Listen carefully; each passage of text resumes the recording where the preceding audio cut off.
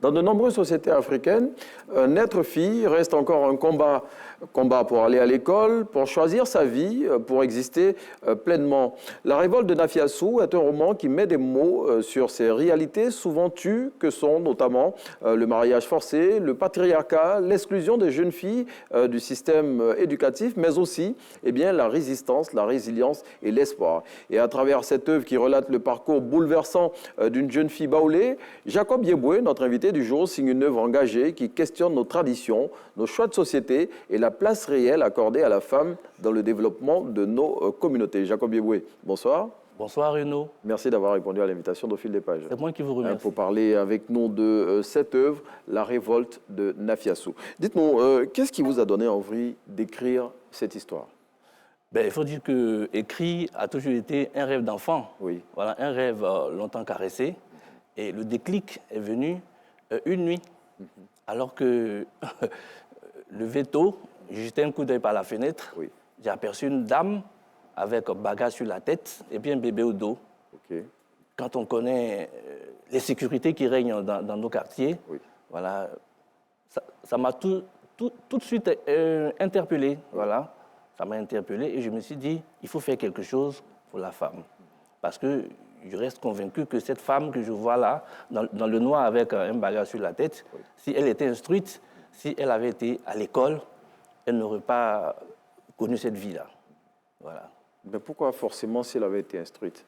Elle aurait pu être instruite et puis se retrouver dans l'obscurité un soir, je ne sais pas moi. Peut-être parce qu'elle a été chassée de chez elle ou bien parce qu'elle rencontre des difficultés. Je ne vois pas forcément le lien avec l'instruction. Je me dis que si elle était partie à l'école, elle ne chargerait pas un bagage de combien de tonnes sur la tête à 5 heures du matin. Elle serait peut-être professeure, médecin, voilà. Elle allait dormir tranquille et puis en toute sécurité, au volant de sa voiture, elle se rendait à son bureau. Donc si cette femme-là est obligée de se battre voilà, pour gagner sa vie, quelque part, c'est parce qu'elle n'a pas eu droit à l'école. Mais justement, est-ce que cette femme dont vous parlez, que vous avez vue à travers votre fenêtre, est-ce que vous l'avez approchée, est-ce que vous avez écouté son histoire et c'est elle que vous racontez à travers cette œuvre? Ou bien, dès que vous l'avez vue, comme vous avez dit, le déclic est venu et l'inspiration, vous êtes arrivé pour écrire cette œuvre? Bon, je n'ai malheureusement pas pu l'approcher pour connaître son histoire, mais il faut dire que je me dis que la condition que vit cette femme est la condition de la plupart des femmes africaines. Voilà. Mais et puis pourquoi avoir choisi une femme de l'ethnie baoulé? Pourquoi une femme de l'ethnie baoulé, parce que moi-même je suis baoulé. Okay. Donc on ne parle mieux que de ce qu'on connaît. Oui. Voilà. Et donc, dès les premières pages, Nafiassou est victime d'un père, vous le dites vous-même, phallocrate. Que vouliez-vous dénoncer à travers ce personnage? Voilà, à travers ce personnage, c'est un appel, je dirais même une interpellation à l'endroit des hommes qui pensent que l'homme est supérieur à la femme. Oui, donc scolariser la jeune fille, voilà. Ça ne sert à rien.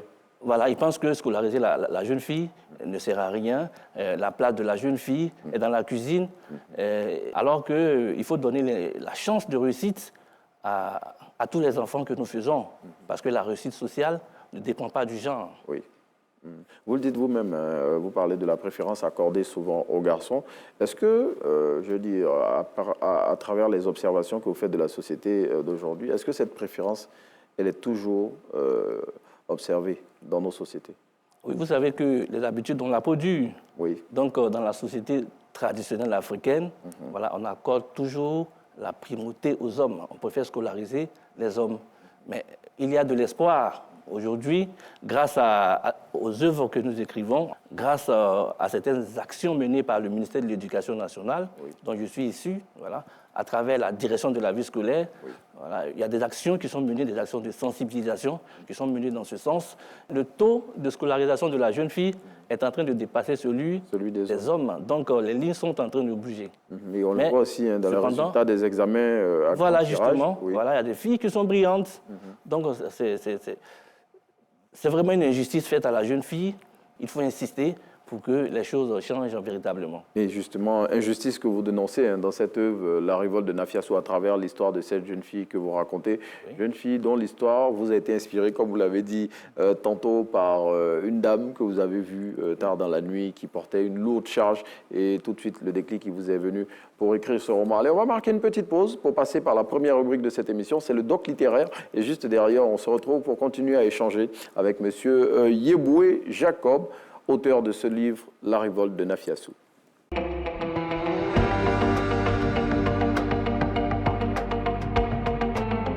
Nous sommes de retour après le doc littéraire et nous continuons à échanger avec notre invité de ce jour, Jacob Yeboué. Dans La révolte de Nafiassou, monsieur Yeboué, vous évoquez un sujet très fort, celui du mariage imposé à Nafiassou. Oui. Bon, dites-nous, est-ce qu'il était important d'aborder frontalement ce sujet pour pouvoir le mettre sur la table pour que, bien évidemment, ça devienne un sujet de réflexion au sein de la société? Oui, nous avons estimé que cela était important parce que c'est l'une des injustices faites à la femme. Oui. Voilà, dans nos sociétés, on permet à l'homme de choisir son épouse, mais la femme n'a pas ce droit. Voilà, elle n'a pas le droit d'aimer. Elle n'a pas son mot à dire. Hein. Elle n'a pas son mot à dire. Voilà, c'est la tradition. Voilà, il faut qu'elle obéisse. Et malheureusement, ces pratiques-là existent encore dans nos sociétés, j'allais dire. Et je veux dire, l'intrigue de l'histoire, c'est justement le fait qu'on a voulu donner Nafiassou en mariage et qu'elle est fuguée. Bien entendu. Voilà. Nafiassou rêvait mieux que ça. Oui. Elle a vu à la télévision des femmes de valeur, des femmes des femmes exemplaires, des femmes modèles. Donc Nafiassou voulait ressembler à ces femmes. C'est pourquoi elle rêvait d'aller à l'école. Malheureusement, voilà, pour avoir commis le péché de naître femme, son père lui a refusé ce droit. Et au lieu et place de l'instruction qu'elle devrait recevoir, c'est un mariage forcé. C'était un mariage forcé et de surcroît avec un sexagénaire qui était déjà polygame. Polygame, oui. Elle a vu sa mère se faire maltraiter par son père.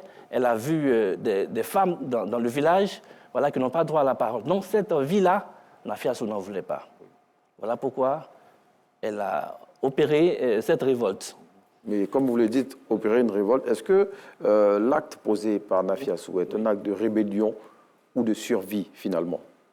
Bon, je ne parlerai pas de rébellion, mais c'est un acte de survie. Oui. Voilà. Nafiassou a pris son destin en main parce qu'elle se dit que personne ne fera son bonheur à sa place.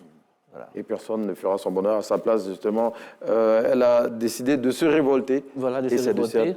Et c'est de cette révolte que vous parlez. Tout à fait. De se révolter contre toutes les injustices, tous les abus de la société dans laquelle elle vit.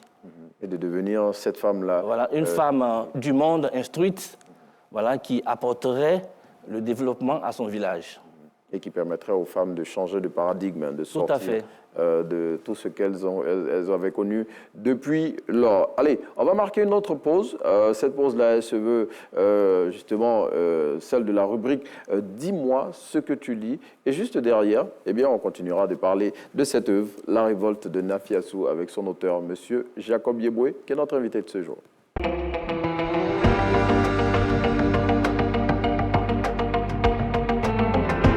On parlait de cette fugue de Nafiassou, fugue consécutive au fait qu'on ait voulu la donner en mariage. Et après sa fugue, eh bien, Nafiassou choisit d'aller à l'école, coûte que coûte. Oui, oui, effectivement, c'était... C'était son rêve. Son rêve. Oui. Donc, elle avait là une aubaine de vivre ce rêve. Alors, elle va venir à Abidjan, à la capitale. Oui. Voilà, elle vient dans l'inconnu. Et courageusement, grâce à de petits métiers, elle va s'inscrire à l'école et obtenir même le BEPC, le bac, et ensuite finalement une licence. De droit.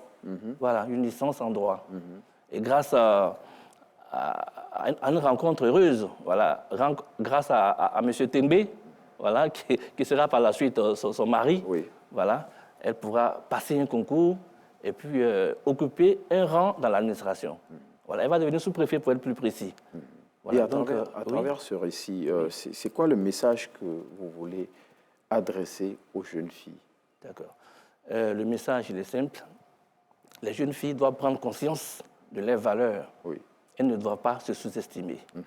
À travers ce roman également, je voudrais orienter le regard de la société sur les changements paradigmatiques. Oui. Nous sommes au XXIe siècle et je trouve inconcevable qu'on réfléchisse comme dans les temps ancestraux. Voilà, il faut donner les chances de réussite à tous les enfants. Oui. Parce que la réussite sociale ne dépend pas du genre.